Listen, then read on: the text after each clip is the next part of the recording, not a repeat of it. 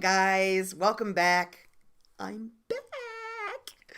Okay, let's talk about motivation. Motivation is so important. I don't know about you guys, but there are times where it's just really hard to get motivated. And I would like to discuss that today, if you don't mind. Um, for me, what I do when I kind of hit that block where I don't feel like doing anything, um, and for me, it comes in waves. Like it's never 10 minutes where I don't feel like doing something. It'll be like a week where I don't feel like doing something, and it usually means that I'm procrastinating. Either I have something to do that I don't want to do, or I'm just a little bit bored and I want some variety. And the way that I stay motivated is I read a lot. I come from I come from a background.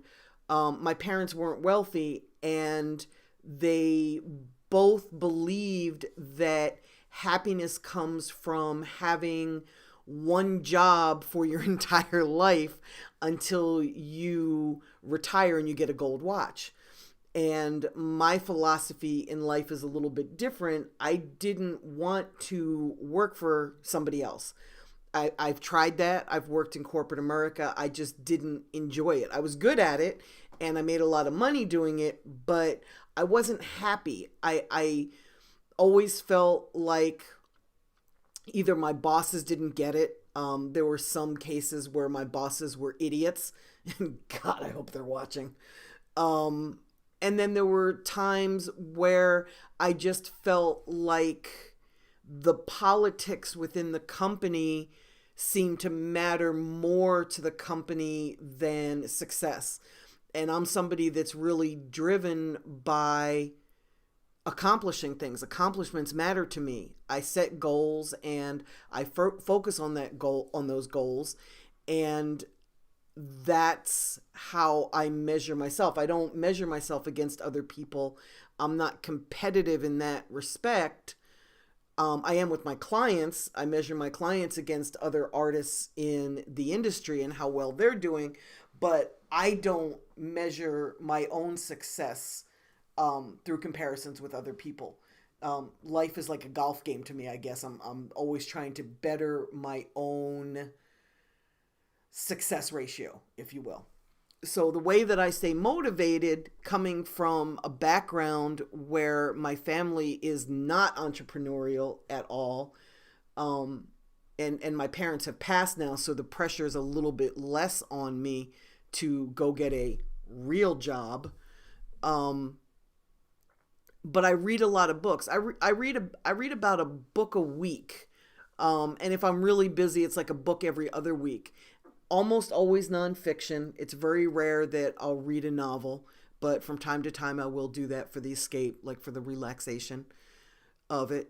But for the most part, I read a lot of business books and a lot of how-to books, things that will help me in my career or things that will help me better the artists that I'm working with. Um, and I find that the books motivate me because I'll learn different tactics that I want to try, and the excitement of trying something new usually gets me out of my slump or gets me going or gets me motivated. Um, Many times when I'm demotivated, I'll skip doing something and then I'll kind of kick myself for it later. But there's never been a time where I was demotivated and I forced myself to do something I didn't want to do and kicked myself. So sometimes the pain of not doing something outweighs the pain of doing it when you don't feel like it. Um, Also, I have found in my own personal life that when I surround myself with people that are drama free, and I tend to run from drama. I do not like it. I do not like a bunch of bullshit in my life. I'm busy enough with what I'm trying to accomplish with my clients that any extra shit, I just kind of push it aside, and I tend to cut out the cancers that are causing it. So if there's people in my life that are causing me drama, I will very nicely explain to them that they are causing me drama and I don't do drama, and I extract them from my life happily. For the people that you surround yourself with, you really need to be around people that understand what you're trying to accomplish. Meaning, if you're entrepreneurial and you're spending a lot of time with people that think you should have one job for the rest of your life, they're not going to be very supportive about your ideas. So you may want to surround yourself in a circle of people that are also building their own careers or building their own companies, people that can kind of understand what you're going through and can share their successes and failures. Obviously, you want to know what works for other people so that you can try it for yourself. And just as important, you want to know what doesn't work so that you don't fall victim to the same pitfalls that they've already bumped their heads over, right? So I have found that surrounding myself, that's my dog. He's such a cutie. Tony must be coming home. I try to surround myself with people that are already successful at what they do, but that are also building their companies or building their careers, because it's more comfortable for me to have conversations with them when they understand. You know, when you decide to build a company, it's extremely time consuming, which means you're taking time away from something else you could be doing, whether it's spending time with your family, spending time with your kids, going to school to learn another skill set, hanging out with your friends, you know, having fun, going on vacation, buying a house. There's a lot of things that you have to give up in order to have success. You got to be very long-term visioned instead of short-term vision, meaning you're looking at a 5-year plan or sometimes a 10-year plan, as opposed to what am I going to do next week or what am I going to do next month. You need to really have a vision for yourself and follow that vision. Surround yourself with people that are going to support you and encourage you in that vision, and get rid of the dead weight. And this is such a hard thing to do and to even advise you, because it could be your own mother or your husband or wife or your boyfriend or girlfriend or your best friend that isn't being supportive. And it's just very hard to succeed when you have people around you that don't support you.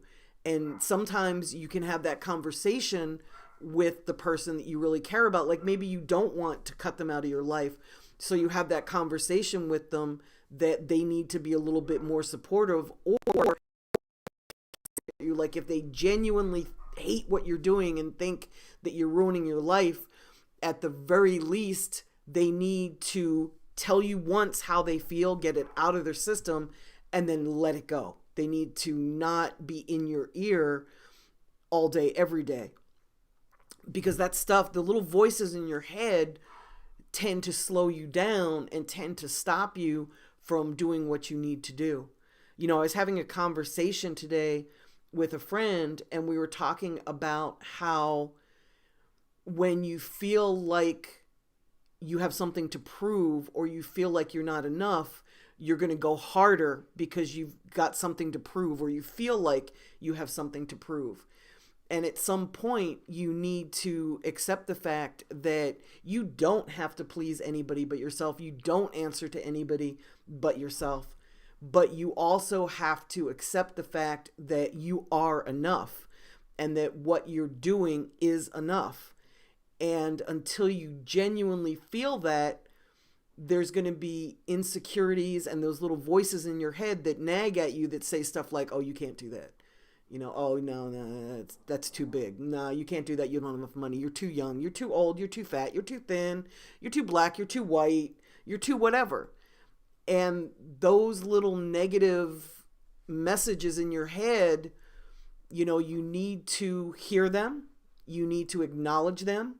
And you need to tell them to shut up. and keep doing you, because you are enough, and you wouldn't be on this path if it wasn't the right path for you. I think all of us as human beings are smart enough and intuitive enough to know what's good for us and what's bad for us. And many people that have hit walls or hit blocks in the road knew that they were going down the wrong path. They just chose to keep going because it was comfortable, or because others expected that from them, or whatever. But we all know, when what we're doing feels right, and we know when what we're doing feels wrong. We all know right from wrong. It's no surprise. So it's up to each of us to do what's best for us. And for me, that's how I stay motivated. I know exactly what I'm doing every day when I get up. I know what's on my schedule. Every Sunday night, I sit down and I plan out my week. I plan out, as simple as these videos are, I plan out what I'm going to talk about. I plan out when I'm going to shoot them, how I'm going to shoot them. And there are no surprises in my life. Yes, things pop up that I didn't take into account, but as I've gotten better at planning, those things occur less and less. So I guess what I'm saying to you guys is that be the best you can be. And I hate to sound all woo-woo with it, but in order to stay motivated, you need to be in a positive mind state, and you need to have positive people around you.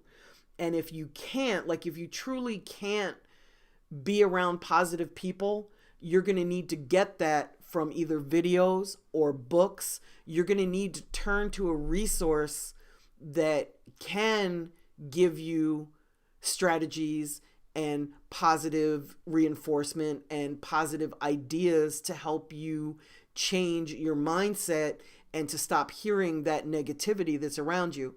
And it may not even be people around you. It might just be what's in your head. It might be the way you were raised, you know? So you got to be motivated. You got to dream big.